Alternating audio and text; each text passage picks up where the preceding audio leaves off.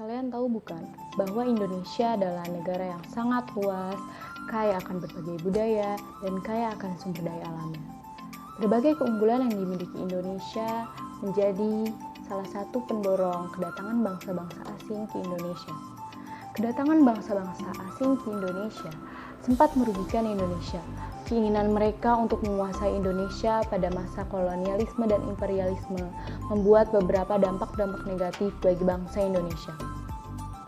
Berbagai komoditas yang dimiliki Indonesia, itulah yang menjadi incaran bangsa-bangsa asing di Indonesia. Bangsa-bangsa asing membutuhkan rempah-rempah, namun apa daya, perbedaan kondisi alam sangat mempengaruhi. Mereka tidak bisa menanam banyak jenis rempah-rempah karena perbedaan kondisi alam. Kedatangan bangsa-bangsa asing juga tidak lepas dari motivasi 3G. Apa itu 3G? 3G adalah Gold, Gospel, and Glory. Gold artinya emas. Tujuan mereka datang ke Indonesia adalah untuk mencari kekayaan.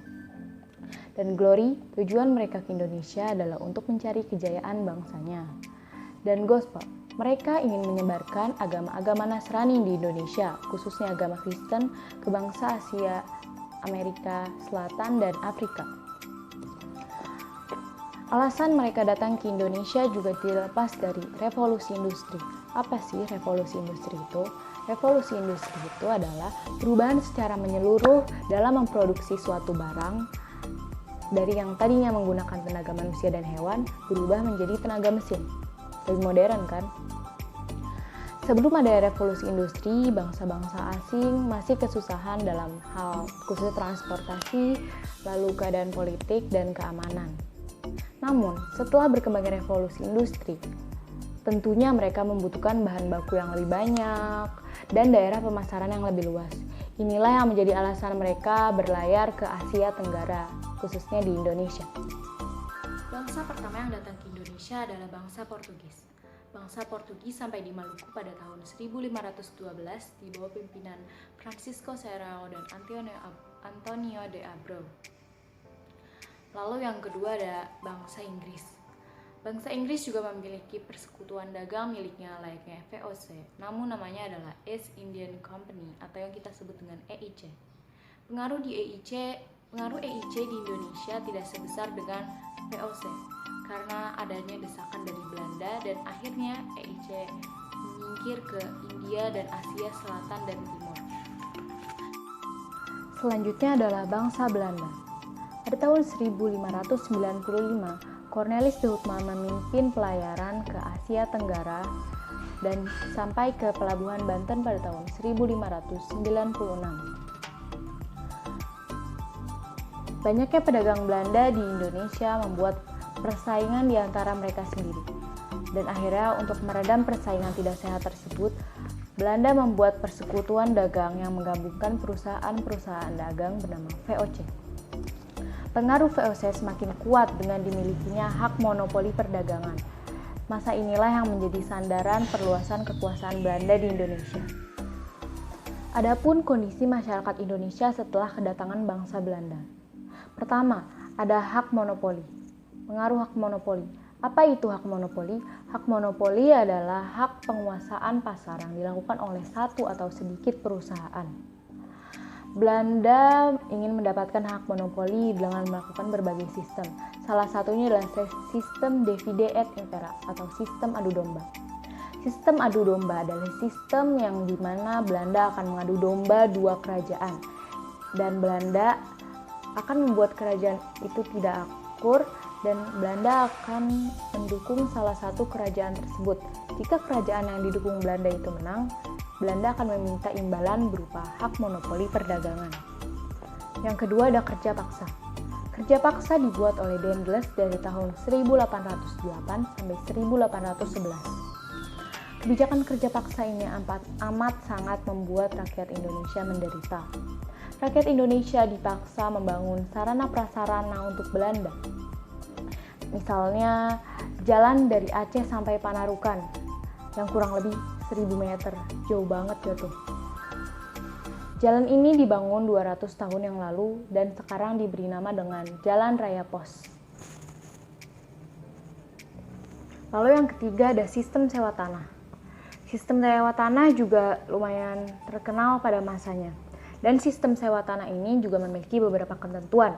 Ketentuan yang pertama yaitu petani harus menyewa tanah meskipun dia adalah pemilik tanah tersebut. Harga sewa tanah tergantung kepada kondisi tanah tersebut. Pembayaran sewa tanah dilakukan secara tunai. Dan bagi yang tidak memiliki tanah dikenakan pajak pala. Lalu yang terakhir adalah sistem tanam paksa. Sistem tanam paksa dibuat oleh Van den Bosch pada tahun 1828. Sistem tanam paksa ini sama kejamnya. Rakyat Indonesia dipaksa menanam tanaman yang disuruh Belanda dan Indonesia harus menyerahkan sebagian tanahnya itu untuk Belanda dan dijual hanya untuk kepada Belanda. Penderitaan yang diterima rakyat Indonesia membuat pihak-pihak dari Belanda maupun Indonesia berempati dan mengecam praktik tanam paksa. Adapun beberapa orang-orang Belanda yang mengecam praktik tanam paksa, misalnya Baron van Hove, lalu L. Vitalis, dan Edward Douwes-Dekker. Akhirnya tanam paksa dihapuskan pada tahun 1870 karena desakan dari awal mulanya rakyat Indonesia senang saat bangsa-bangsa Belanda datang ke Indonesia. Namun lama-kelamaan bangsa Indonesia menjadi geram dan marah karena bangsa Belanda semena-mena terhadap rakyat Indonesia. Dan akhirnya rakyat Indonesia muak dan melakukan berbagai perlawanan di berbagai daerah.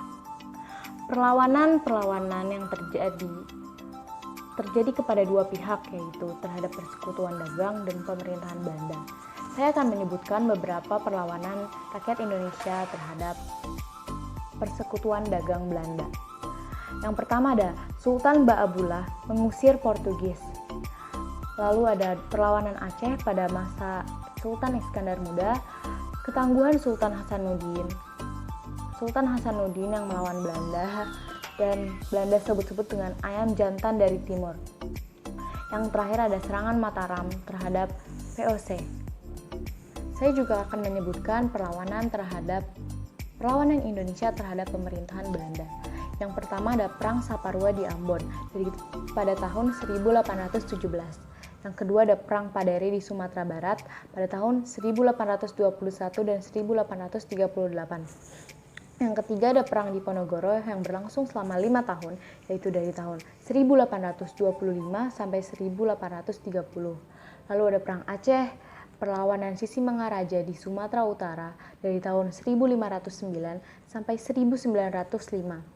Dan yang terakhir ada Perang Jagaraga di Bali atau yang biasa kita sebut dengan Perang Puput. Berbagai perlawanan telah dilakukan di Indonesia, namun tetap saja tidak menimbulkan hasil sama sekali. Sampai akhirnya rakyat Indonesia sadar, itu dikarenakan oleh sifat kedaerahan. Ada beberapa hal yang menyebabkan rasa nasionalisme dan semangat kebangsaan rakyat Indonesia menjadi membara, yaitu karena adanya perluasan pendidikan, kegagalan dalam perjuangan, rasa senasib sepenanggungan, berkembangnya organisasi-organisasi baru, dan pengaruh dari luar negeri, dan juga berkembangnya pemahaman baru di Indonesia. Karena adanya semangat kebangsaan yang meningkat, muncul juga organisasi-organisasi pergerakan nasional. Saya hanya akan menyebutkan beberapa. Yang pertama ada Budi Utomo.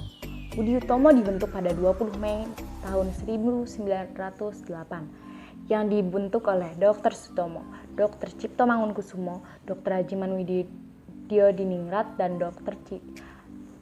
Wahidin Sudirohusodo. Yang kedua ada Sarekat Islam. Sarekat Islam dibentuk pada 1911 oleh Tirto Sudiryo, tapi sebelumnya namanya adalah Sarekat Dagang Islam, bukan Sarekat Islam. Sarekat Islam diubah namanya oleh Hos A. Cokroaminoto.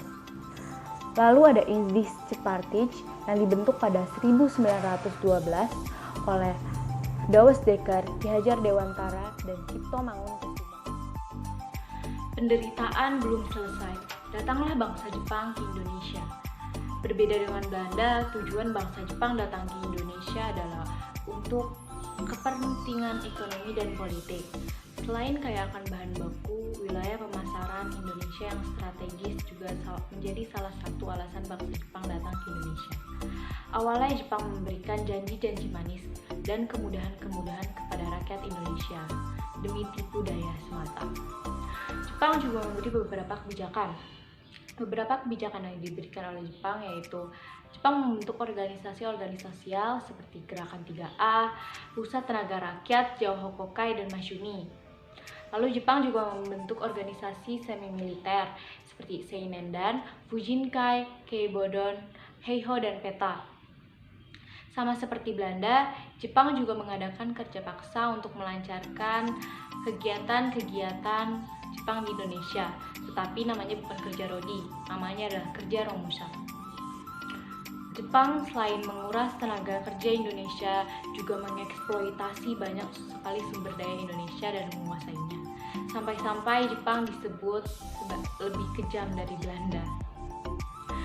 Berbagai penderitaan yang diterima rakyat Indonesia membuat rakyat Indonesia melakukan berbagai usaha demi melawan Jepang.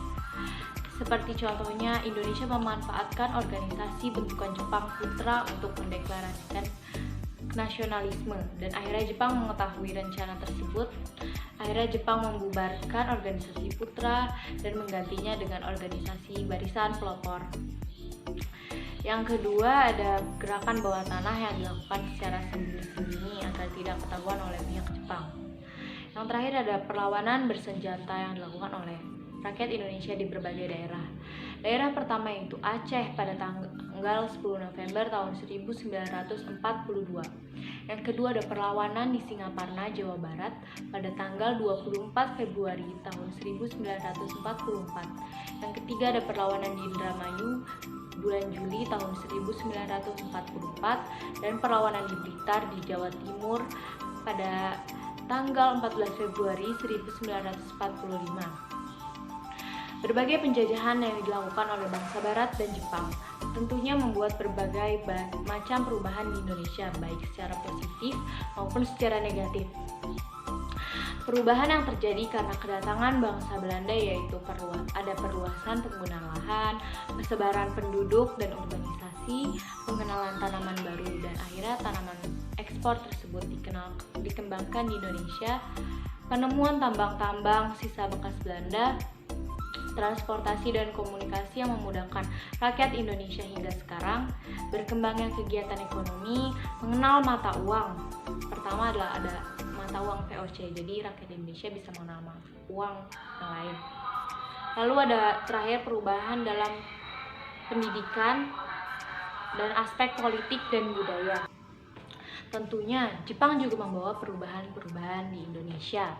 Dan perubahan yang dibawa Jepang tidak berbeda jauh dengan Belanda, hampir mirip. Ada perubahan dalam aspek geografi, ekonomi, pendidikan, politik, dan budaya.